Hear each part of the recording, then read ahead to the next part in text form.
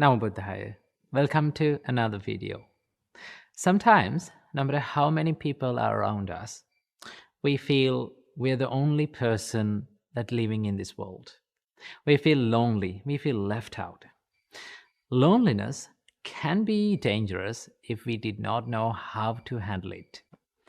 But one thing that we don't realize is the same loneliness that is killing us, the same loneliness that disturbs us, can be changed into a blessing in life. Always remember, every challenge and every difficult situation that comes into your life can be changed into a blessing if you know how to handle it. So from this video, let's talk about how can we deal with the loneliness in life and how can we change this loneliness to a blessing in our life. To deal with loneliness, first of all, we need to understand what is the reason behind the loneliness. Now, so many people think that the loneliness or the suffering that you feel depends on other people, right? Depends on an outer source. When people leave you, when you are separated from your loved ones, you feel lonely. But that is not always the case, because even in the middle of relationships, even when you're being with other people, even when you're being with your family members, you might feel lonely, because the loneliness does not occur because of other people or an outer source. Loneliness occurs when your interactions with other people does not match your desires or does not match your expectations. And that expectation creates the vacuum of that missingness in life, and that creates the suffering. So the Buddha says that the loneliness or this suffering does not depend on an outer source, but also it depends on an inner problem. So the Buddha mentions this in Dhammapada, verse 338. The Buddha says, just as a tree, though cut down, sprouts up again if its root remain uncut and firm. Even so, until the craving that lies dormant is rooted out, suffering springs up again and again. So Buddha refers this to a tree, right? If a person comes to a tree and if he needs to remove the tree, so what he does is he cut down the tree from the trunk. Okay, no matter how many times you cut down the tree from the trunk, it will grow back. Because what is the reason? Because the root system is there still. As long as the root system is rooted on the ground, in the ground, the tree will grow back again and again. So the Buddha says, as long as the reason or the root cause for suffering is there, the suffering will spring up again and again. So what we have done in our whole life is trying to kill loneliness, but not the reason for the loneliness, right? So first of all, we need to understand that keeping your happiness, keeping your total happiness on other people and expecting other people to be around you totally and expecting other people to live up to your expectations is not going to happen all the time. And that creates the suffering and that creates the loneliness. So one thing that we need to understand is that loneliness does not always depend on an outer source. It depends on the cravings and the desires and the expectations that we are holding onto the interactions with other people. Okay, so luckily, because of this, we can change and we can convert this loneliness to a blessing. Okay, so how to do this? First of all, we need to change the perspective that we are holding onto the loneliness. So let me tell you a story about this. In the Buddha's time, before his enlightenment, he was practicing a practice called self-mortification. In this time, there were 5 monks who were helping to the Buddha. Now, these 5 monks had a lot of expectations on the Buddha that one day he will become enlightened and we will be also able to listen to his teachings and be enlightened. So he was practicing that, and they believed that the self-mortification or giving a lot of suffering to the body is the only way to find the liberation. But alas, one day the Buddha gave up this practice of self-mortification after practicing it for a long time. But the Buddha gave up this practice by understanding that this is no longer going to help him. And now all the expectations were destroyed. And these 5 monks were disappointed about the Buddha. So what they did, they left the Buddha and they went to Varanasi. And what happens to the Buddha was all alone in the middle of the jungle. He was abandoned. But here's the thing, he was not lonely. He was alone, but he was not lonely. Why? Because that loneliness, that silence, and that not being with around other people gave him the time to focus more into himself, right? So one thing that we need to understand is that when we feel lonely, it is an opportunity for us to focus on ourselves, right? It is a better time for you to focus on other people, because most of the time when we are too much around other people, we don't get much time to be with ourselves, be in our own company. So one thing that we need to understand is that loneliness creates the time and opportunity for you to focus more on yourself.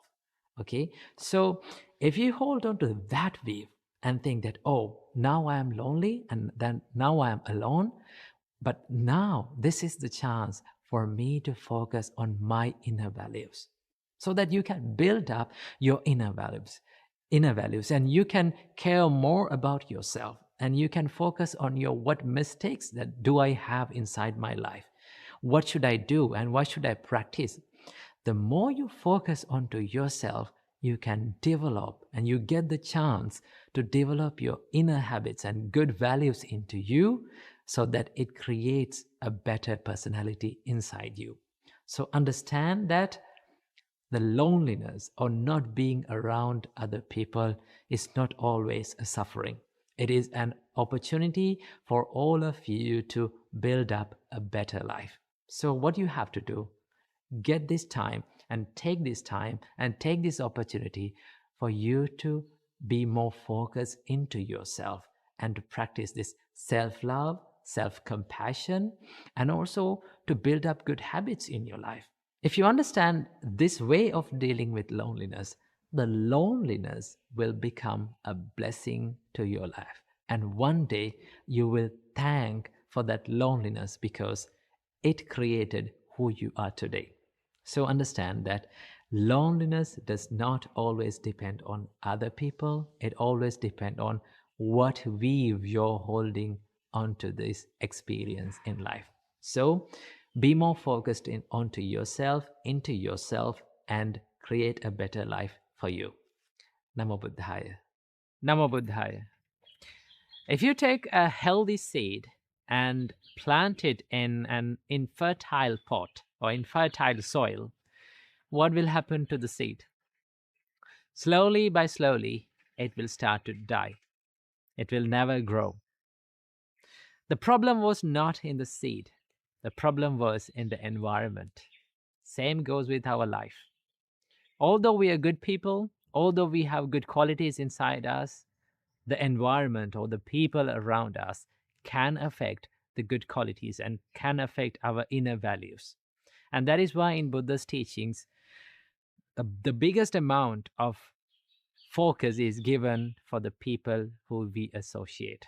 At one time, Venerable Ananda asked from the Buddha, says to the Buddha, I think half of this Buddhist practice depends on who we associate, or half of the Buddhist practice depends on good friends. Then the Buddha said, Ananda, do not say that. Ananda, the full Buddhist practice, the fullest Buddhist practice depends on, the whole Buddhist practice depends on having good friends and having better friends. In Buddhism, we call them Kalyana Mitta, the noble friends. So who are noble friends? Noble friends are the friends who they direct you to do good things and to be a better person and to cultivate the inner values like love, compassion, patience, and practicing the Dharma. All these things, the people who help you to develop these things. So in the Buddha's teachings, having good friends around you is considered as a blessing to your life. The Buddha says this in Mahamangala Sutta.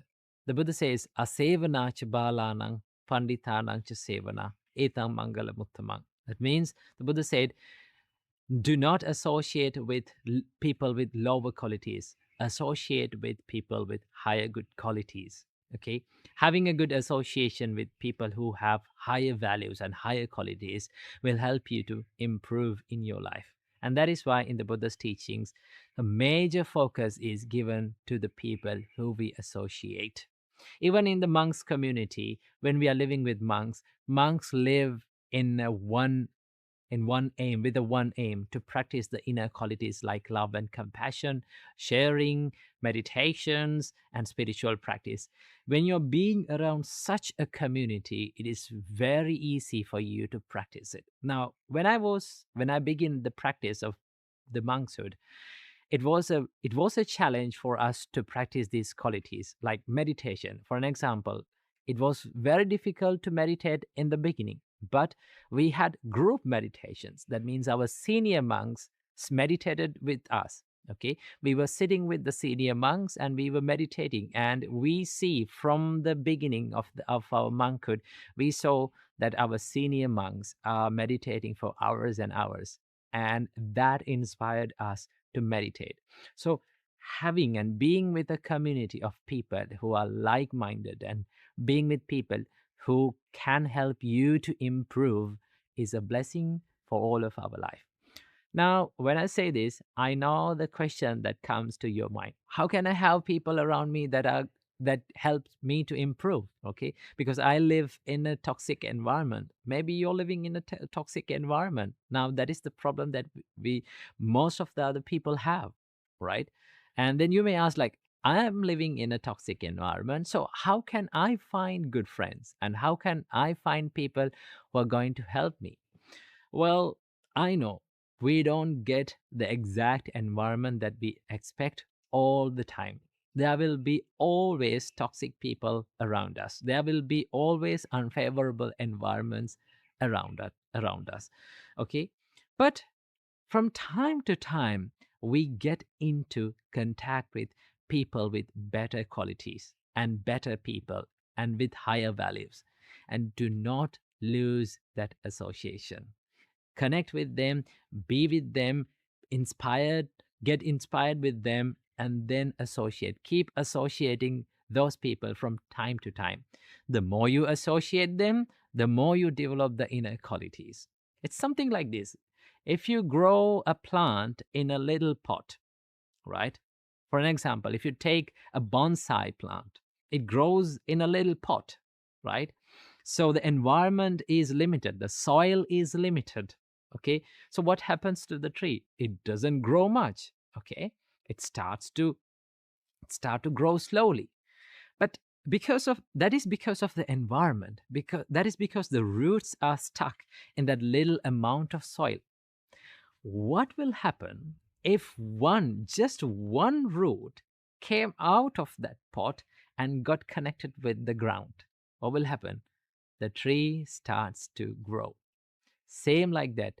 If you get one connection, just one connection with a better person or a better person who has good qualities and who can help you, you should not lose that connection, right?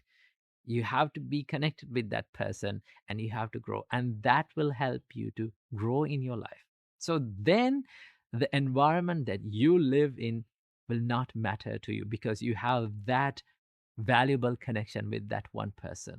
Okay, and that is why we need to choose the people who we associate wisely, because who we are the people who we associate. And that is why they say that you are the average of 5 people who you associate.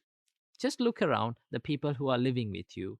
Okay, just look around the people who you share your life and see you're the average of those 5 people who are very close to you.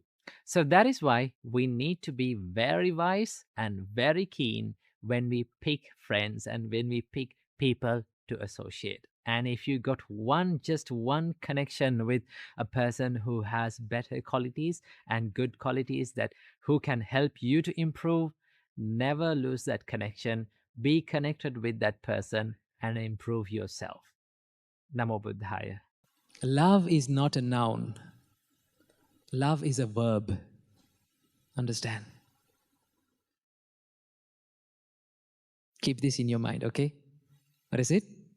Love is not a noun, it's a verb. Verbs have actions. Verbs have power. Verbs have that potential to make a change, not just with words. If it was with words, it becomes a noun, just to a word. See, we always say,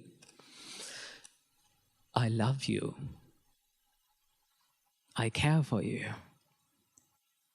But we don't do it by our actions. So love should be put into action. Love should be made a verb. So now you have to think, how can I make the love in my life, that I love and kindness that I hold in my mind, my heart, a verb? How can I put into action? Okay? I would say the more you express love from actions, you can feel the love. Why? There's a saying, actions speak louder than words, isn't it? Yes. So dana is all about love. Giving is always about love and kindness that you practice. You put it into action, not only for people who you know, but also for all the people, but for the strangers.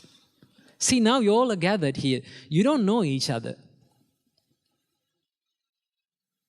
But one thing can make the connection between us. What is that one thing?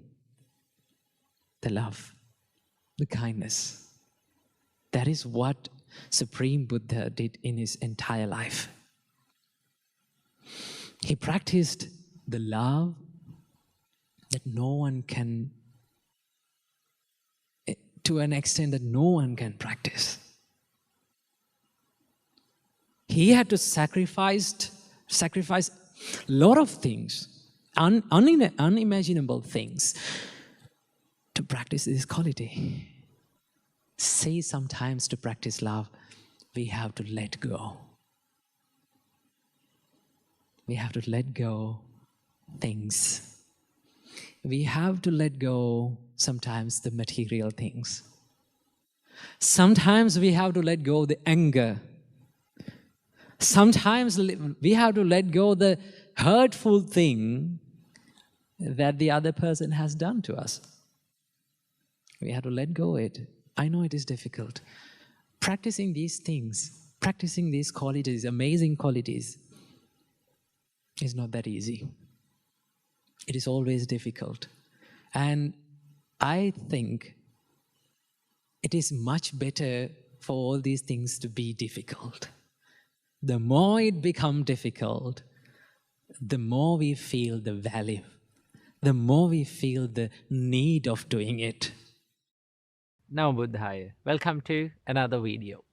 Today, from this video, I'm going to be answering one of the most practical questions that I get asked about meditation. And that is, what should I do when my legs go numb? Or what should I do when my legs go sleep? Now, this is one common feeling that we all feel when starting to meditate. Especially for beginners, when they're not used to the meditation or meditation posture, they might get this feeling of legs going numb and not feeling their legs. And sometimes you get even the pins and needle feeling in your legs. So most of the time, the beginners get so much afraid of this feeling, and they say like, it's difficult and something that is not usual and this is not pleasant. I can't do this. But here's the thing.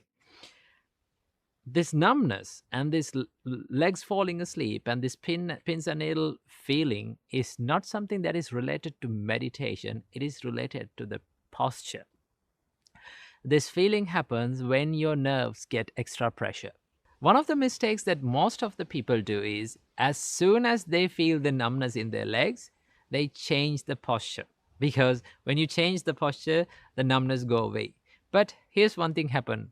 When you change the posture and go for another posture, even in that posture, you will start to feel the numbness because of the extra pressure on your nerves. So rather than changing the posture, one thing that you can do is to be a little bit mindful about the pain. Okay, watch the pain and how you feel it and observe it. And then when you stay for a little while with this pain and numbness, gradually it will start to go away because your body get used to this posture. Okay, and when you stay for a little while and when you stay for a long period of time in that posture, then now you are getting used to stay in meditation, sitting meditation, in sitting postures for a long time. Okay, that is one of the main things and main skills that we have to develop in meditation, is to sit for a long time and enjoying sitting for a long time, because sitting is one of the most difficult things, and just to focus on your breath is one of the most difficult things that people find to do, because your mind, and we like to be distracted and we like to do a lot of things but not a one thing, right?